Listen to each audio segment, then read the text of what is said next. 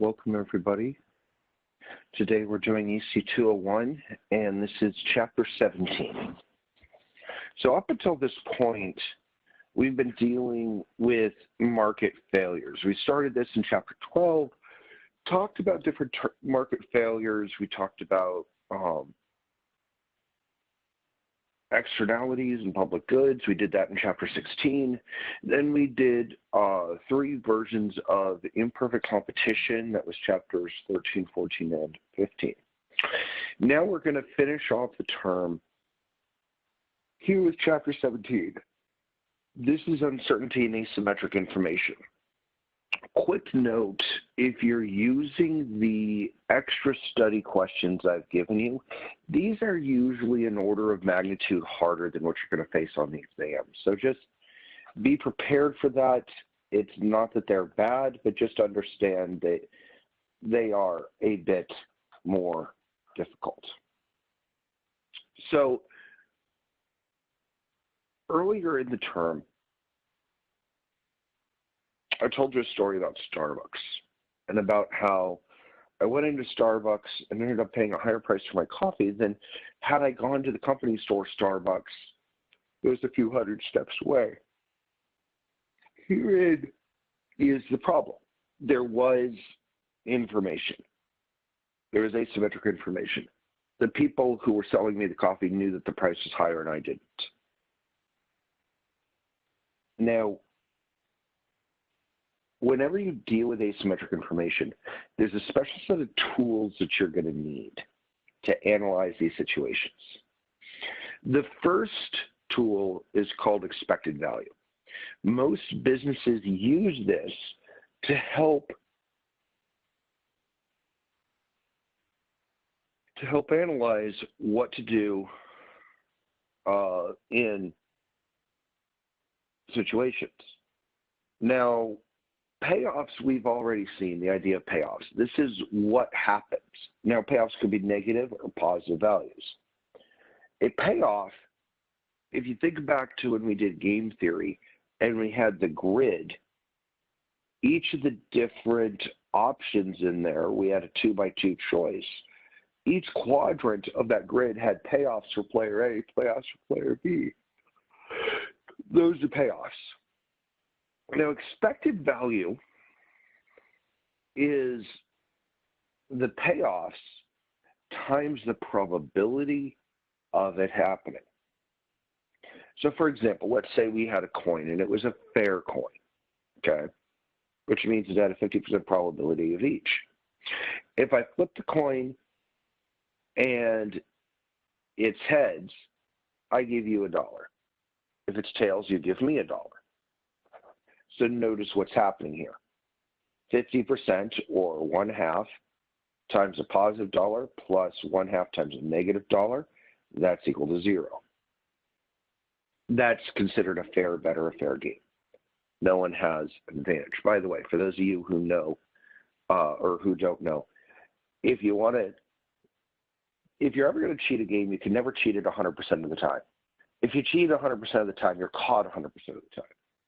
And if you cheat 51% of the time, then you may as well just not cheat. But if you, instead of flipping a coin, if you take a penny, instead of flipping it, spin it, and always call tails. And if you always call tails,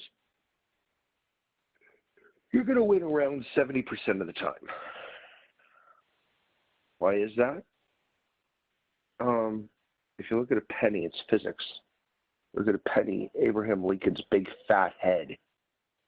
It unbalances the penny just slightly, so it's about 70% likely to fall face down, hence tails up. Anyway, there you go. So I'm a nerd. Ever seen the game show Deal or No Deal? So I took this idea of expected value and I weaponized it.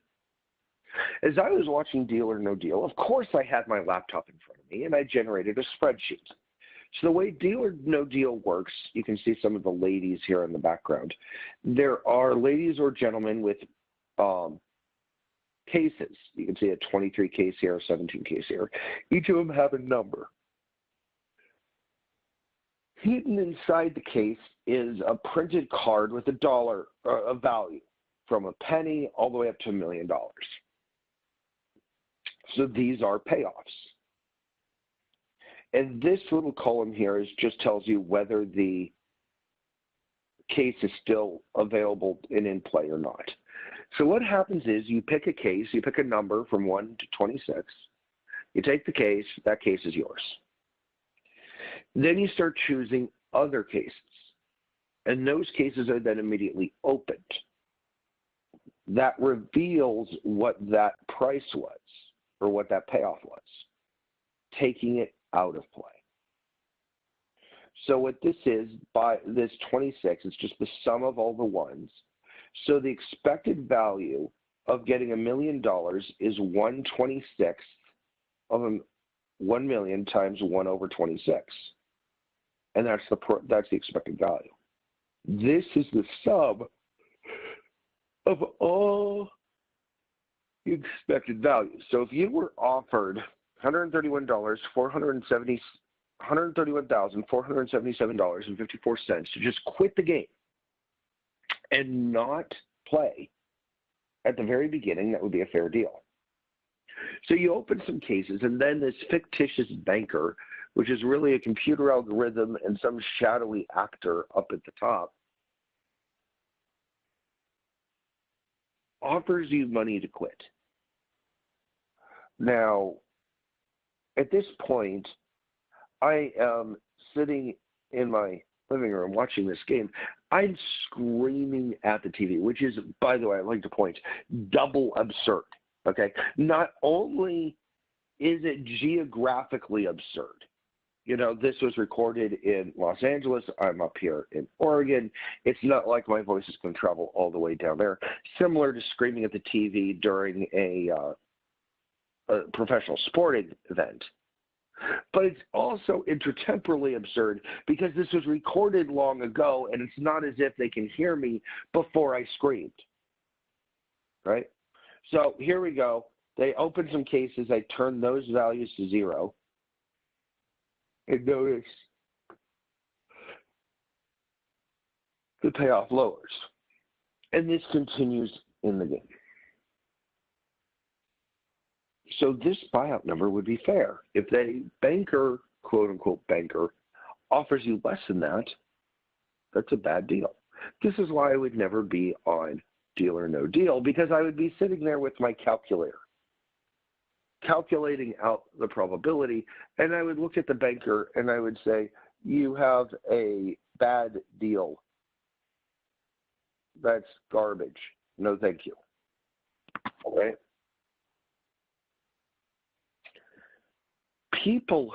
Businesses make decisions on expected value. For example, expected revenue or expected profit or expected cost. People make decisions based upon the utility or the happiness they receive. So remember, most goods have diminishing marginal utility. The more you take on, the less additional happiness you get from the same good. So here we have a utility map. This is income, and here's utility. I love how they say, for a hypothetical person, Jacob. Yes, thank you for clarifying. With 0 income, you have 0 happiness from the money. That first $20,000, that's a lot of income or a lot of utility. Think about that. From 0 to $20,000, you just got off the street, right? If you make $20,000 a year, yeah, you got a studio apartment, but you're not sleeping on the street. Yeah, you're taking public transit to work, but you're not on the street. You get off the street, your utility goes way up. But notice what happens to the next $20,000. That's only $59 additional utility. You go from $20,000 to $40,000. Okay, Maybe you're buying a used car instead of taking public transit. Or maybe you get a little bit of air conditioning or heating. Maybe your food budget gets upgraded a bit. But it's not like getting off the street. This is diminishing marginal utility whenever it's mapped like this curve of income.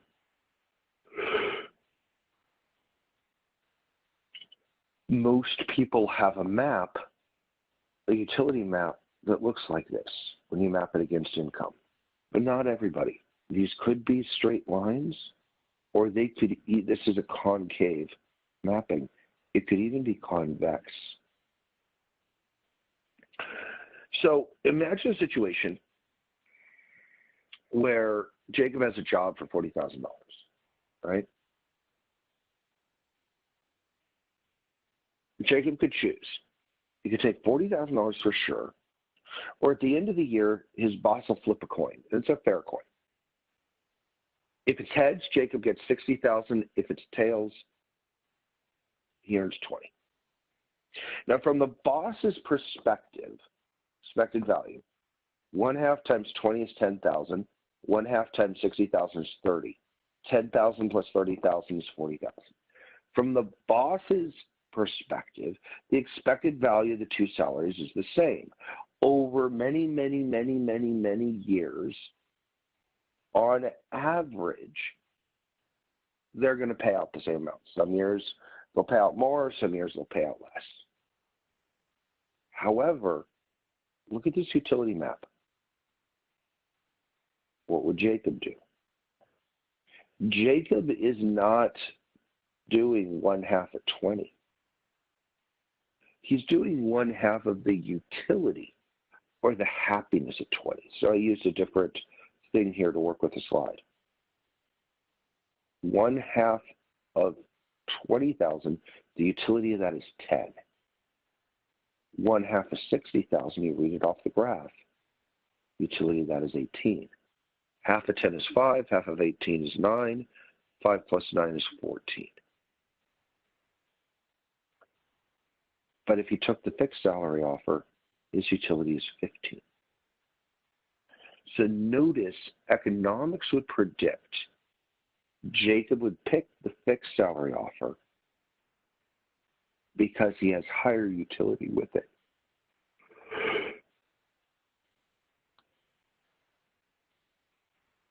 Even though he could potentially make more by flipping the coin. Even though he could potentially make more by flipping the coin. This is kind of a risk-averse approach. Risk-averse people prefer certain payoffs over uncertain ones with the same expected value. Jacob. Risk-averse people buy loads of insurance. And I mean loads of insurance. I don't care if they end up paying more in the long run. They want to be insured.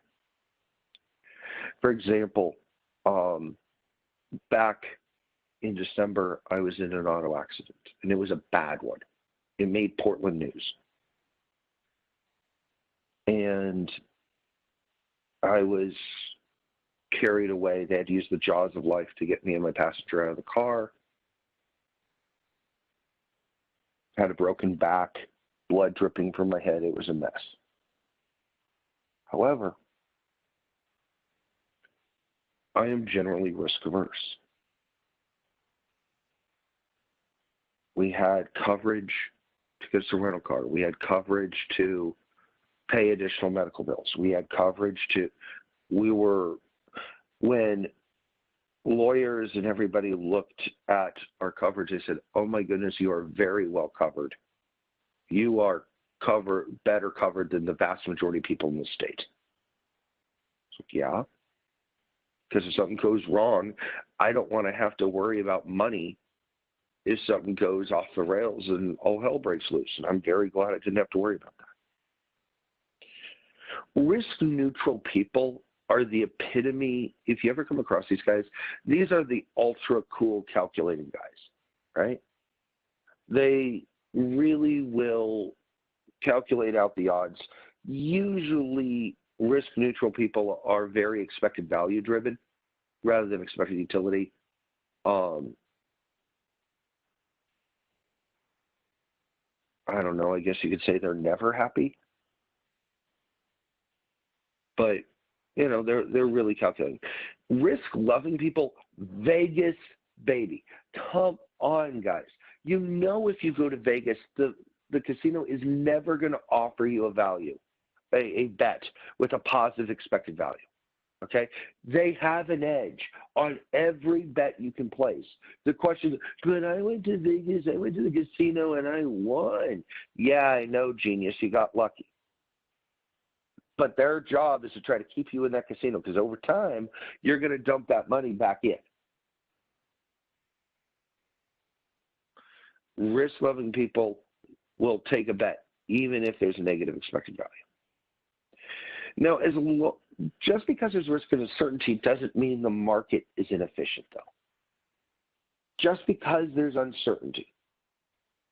The problem is when you have asymmetric information, where one party, buyer or seller in the transaction, knows something that the other party doesn't. For those of you who are going to go on eventually and take money in banking with me up at Western, my EC201, we're going to be talking about this all day, every day. Now, asymmetric information comes in two types. One is adverse selection, which was my problem when I bought my coffee. And one is moral hazard. Now, the way you tell the difference between the two, whenever you have a transaction or a contract, adverse selection occurs before the transaction. The problem for me was I walked into the wrong place. Before the transaction occurred, I was in the wrong spot. That's adverse selection. Moral hazard occurs after and in many ways because of the contract. So adverse selection occurs where high quality goods or consumers get squeezed out because they can't demonstrate. So let me give you an example. Imagine you have a used car and I'm looking to buy a used car. Okay.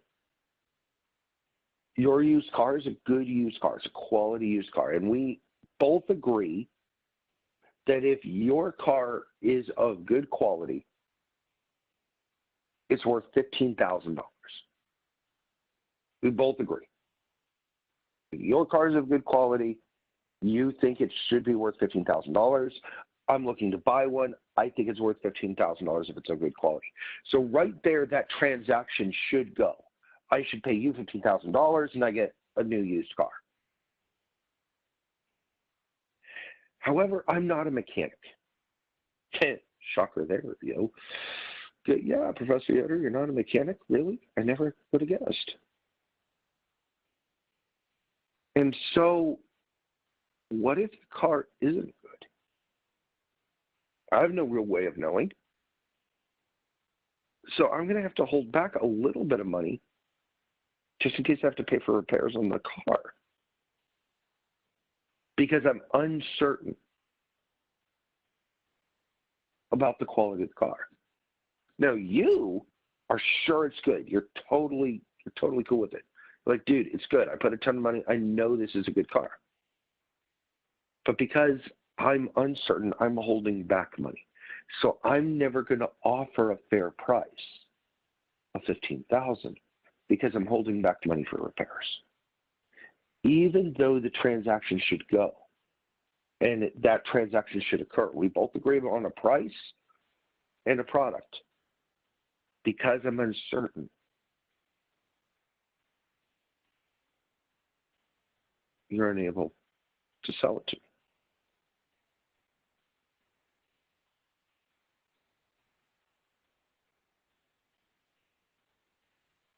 Another type of adverse selection occurs in the health insurance market. The health insurance market is rife with this. So let's say in any year, there was a 10% chance that you would get sick and need $100,000 in medical bills, what would a fair premium be? Well, that's 10% of $100,000 or 10 grand. That'd be a fair insurance premium. So I decide I'm going to offer insurance for $10,000. Who are the first people who are going to buy this health insurance?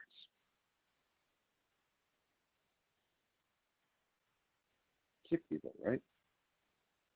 Hey, I'm sick. I know I'm going to have tons of doctor bills, 100,000, maybe a million, who knows? They're going to be the first people to buy it. Who are going to be the last people to buy it? Healthy people who have a lower probability because the expected value is too low. So if sicker people are the ones who buy it, then I'm going to have more payouts than I have premiums coming in, which means I either have to raise rates or I quit offering insurance. So I raise rates. And as you raise rates,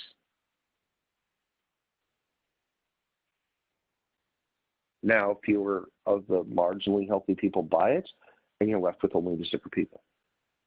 This is the problem in health insurance. For example, it is uneconomical to ever insure, the economics never work to ever insure grandma and grandpa. Ever. So what do we do as a society? We created Medicare, which pays about 60 to 80%. Now it's profitable to insure for the other little bit that's left over.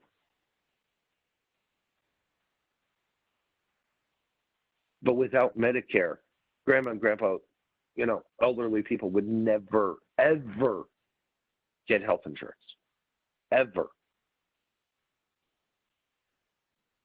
The markets would fail. This is why under the Affordable Care Act and back in its predecessor program in Massachusetts, they had universal health coverage. Yeah, it was a problem.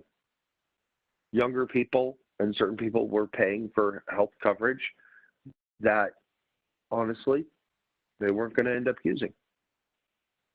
Yeah, they were subsidizing the older people, just like Medicare and sicker people, just like we do with Medicare. You're being taxed today as you work to pay for grandma and grandpa's health care. However, when you are old, younger people, it's an intergenerational agreement. Younger people are going to be taxed to pay for you. But the universal mandate in the Affordable Care Act, by requiring healthier people to purchase the insurance, stabilize the insurance market, which is why the people who were against the Affordable Care Act went and tried, and partially successfully, had the universal mandate struck down. Because once that happens, eventually, the marketplace is going to collapse. So how do you get around adverse selection? The key is market signaling. You're trying to signal quality. So let's say you're a college admissions officer, right, at Harvard. Come on. Everybody who applies to Harvard is going to have effectively a 4.0 GPA and really good SAT, ACT scores. How do you pick? Well, did you take advanced placement courses? Did you take tougher courses? How much math, science, and foreign languages did you take? And what else were you doing? Think about that. Why are extracurricular activities a good signal? Well, two students with the same GPA, right? A student who has higher intellect may be able to achieve those grades without having to burn tons of hours and hours and hours studying. Another student, and thus have more time for extracurricular activities. Another student may have to work really hard to get those grades and really drill super hard. Now, for me, I personally would want the student with fewer extracurricular activities who drilled super hard. Even if it's lower IQ necessarily, I'll take grit over genius any day of the week. But then again, I don't run college admissions for Harvard, so yeah. What other market signals? Okay, here we go. Have you ever seen this guy? His name's Hugh Gallagher. He wrote an essay, a famous essay. In order for the admissions staff of our college to get to know you better, the applicant, please answer the following questions. Are there any significant experiences you have had or accomplishments you have realized that have helped define you as a person? Here's what he wrote. You remember these kind of college essays? Oh God, these were boring as sin. Here's what he wrote. I'm a dynamic figure, often seen scaling walls and crushing ice. I've been known to remodel train stations on my lunch break, making them more efficient in the area of heat retention. I translate ethnic slurs for Cuban refugees. I write award-winning operas. I manage time efficiently. Occasionally, I trade water for 3 days in a row. I woo. This is a college admit essay. What the hell are you talking about wooing? I woo women with my sensuous and godlike trombone playing. I can pilot bicycles up severe inclines with unflagging speed. I cook 30-minute brownies in 20 minutes. I'm an expert in stucco, a veteran in love, and an outlaw in Peru. Using only a hoe and a large glass of water, I once single-handedly defended a small village in the Amazon basin from a horde of ferocious army. I played bluegrass cello. I was scouted by the Mets. I'm the subject of numerous documentaries. When I'm bored, I build large suspension bridges in my yard. I enjoy urban hang gliding. On Wednesdays after school, I repair electrical appliances free of charge. I'm an abstract artist, a concrete analyst, and a ruthless bookie. Critics worldwide swoon over my original line of corduroy evening wear. I do not perspire. I'm a private citizen, yet I receive fan mail. I have been caller number 9, and I have won the weekend passes. Last summer, I toured New Jersey with a traveling centrifugal force demonstration. I bat 400. My deft, look at that word, deft. My deft floral arrangements have earned me fame in international botany circles. Children trust me. I can hurl tennis rackets at small moving objects with deadly accuracy. I once read Paradise Lost Moby Dick and David Copperfield in one day and still had time to refurbish an entire dining room that evening. I know the exact location of every food item in the supermarket. I performed several covert operations for the CIA. I sleep once a week. When I do sleep, I sleep in a chair. While on vacation in Canada, I successfully negotiated with a group of terrorists who had seized a small bakery. The law of physics do not apply to me. I balance, I weave, I dodge, I frolic. My bills are all paid. On weekends, to let off steam, I participate in full contact origami. Full contact origami. Years ago, I discovered the meaning of life but forgot to write it down. I've made extraordinary 4-course meals using only a muley and a toaster oven. I breed prize-winning clams. I have won bullfights in San Juan, cliff diving competitions in Sri Lanka, and spelling bees at the Kremlin. I've played Hamlet. I've performed open heart surgery, and I have spoken to Elvis, but I have not yet gone to college.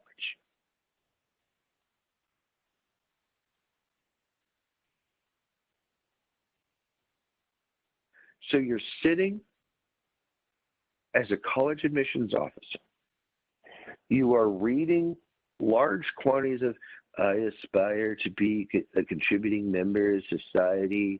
I once had this event, and it was really meaningful to me, and this was really critical. And right, you read hundreds of these. I mean, your eyes are glazing over. People have to take forks away because you might use it to end the pain by stabbing out your eyes. It's so painful to read these things. And then you come across this.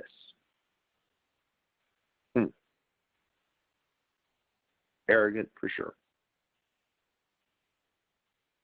but intelligent. There's a lot of creativity there, stuff brewing under, right? That's a market signal. what makes the signals in this essay. It's a very good content. What is in the essay? It's very good. But the key idea is where this essay. It's a college admit essay. That makes it brilliant as a market signal. So, how do you fix moral hazard? Or, excuse me, adverse selection? I'll give you an example of the car. Right? You're selling the car and buying it.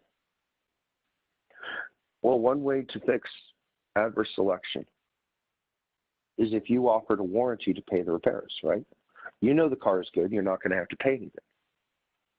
If you offered a warranty, now I'd offer $15,000. So that would be a market signal. By offering the warranty, you're signaling to me that the car is good and you're willing to put your money where your mouth is.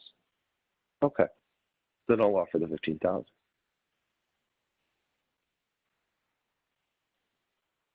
That's adverse selection.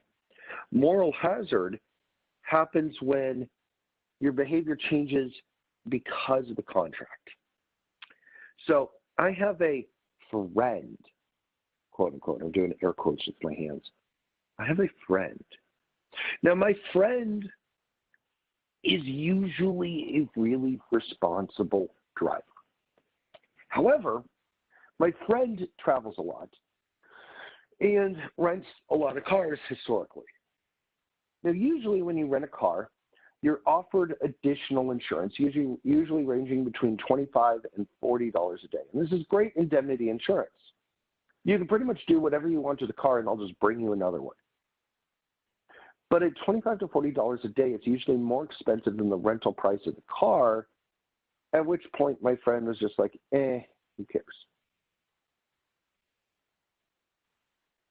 However, my friend once landed and they offered insurance to my friend, the same insurance, for $6 a day. My friend picked it up, this insurance. Now, have you ever seen Tokyo Drift style driving? You know where you're going? My favorite is the perpendicular park, not the parallel park, but the perpendicular park, where you drive head first at the parking spot, perpendicularly. At the last second, you turn your vehicle 90 degrees and slide it into the parking spot. If you get it right, you're a genius. If not, you're either taking out one of the two cars, or if you get the momentum wrong, you're taking out all of the pedestrians on the walkway that are going to get run over by your drifting car. Totally grand fun. What happened? Well, who cared? My friend practiced that entire weekend. The rental car company got back the car with a bunch of bald tires. But notice my friend's behavior changed because of the contract. Because of the contract. That's moral hazard. So how do you get around it? Mechanism design. Mechanism design, such as insurance copays. If you have health insurance, you may be more risky with your health than the company would want. But by making you have deductibles and copays, now you've got personal skin in the game, so maybe you'll take a bit more care of your health.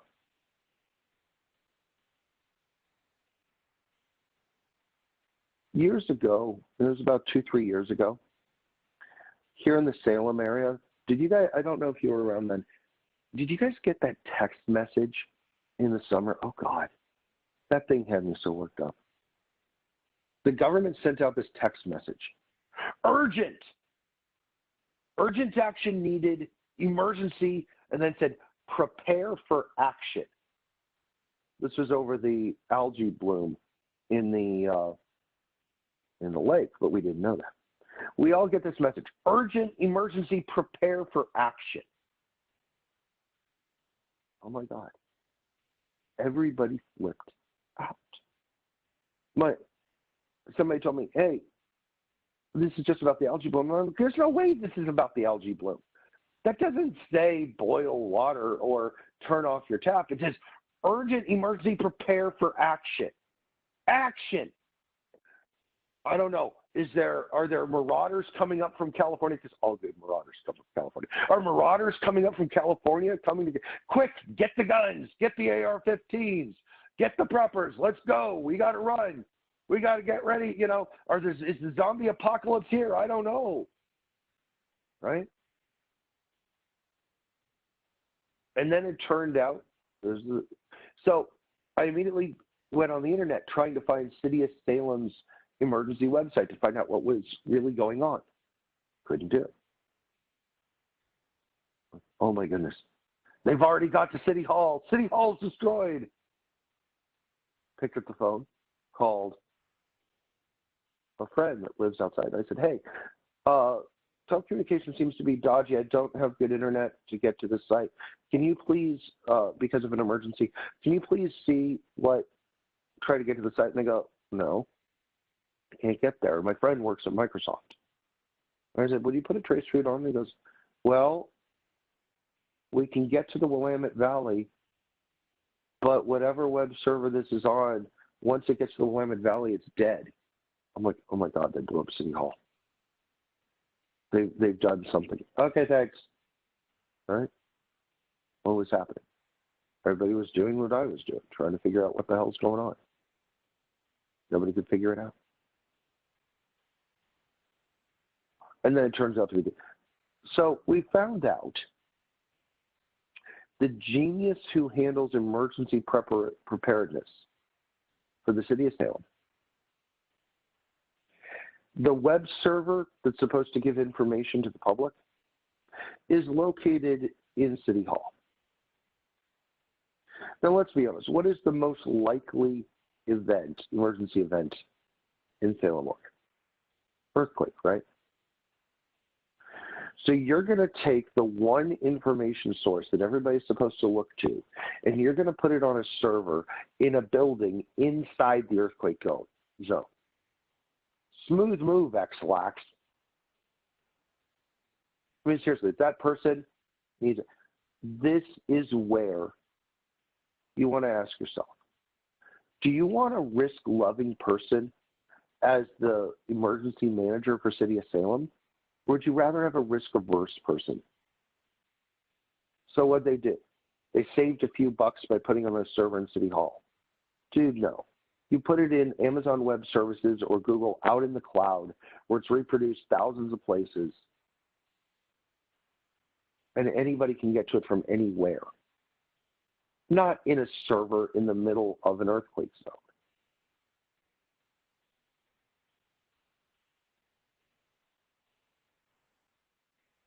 Think about it. A lot of companies use pay for performance, sales, commissions, these kind of things. And those tend to attract, variable compensation tends to attract risk-loving people. Now, if you're doing car sales or you're doing sales, maybe you want a risk-loving type of person. But do you really want the emergency manager for the city of Salem to be a risk-loving personality? Or would you rather them be risk-averse? So sometimes you have to figure out how your pay scheme or your compensation scheme, what type of people they're going to attract. Risk-loving or risk-averse?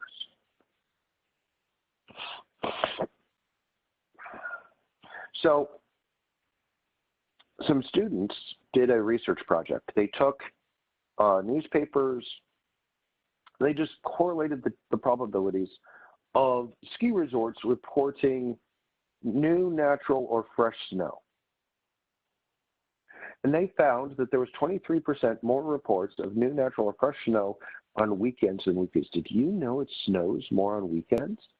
I didn't know this. What's going on? Asymmetric information, right? Resorts know what's going on. Skiers going up to the resorts don't, and they have to make a choice. Now there's an iPhone app, and they can report conditions directly. And now, after the app, suddenly this more snow on the weekend problem just disappeared.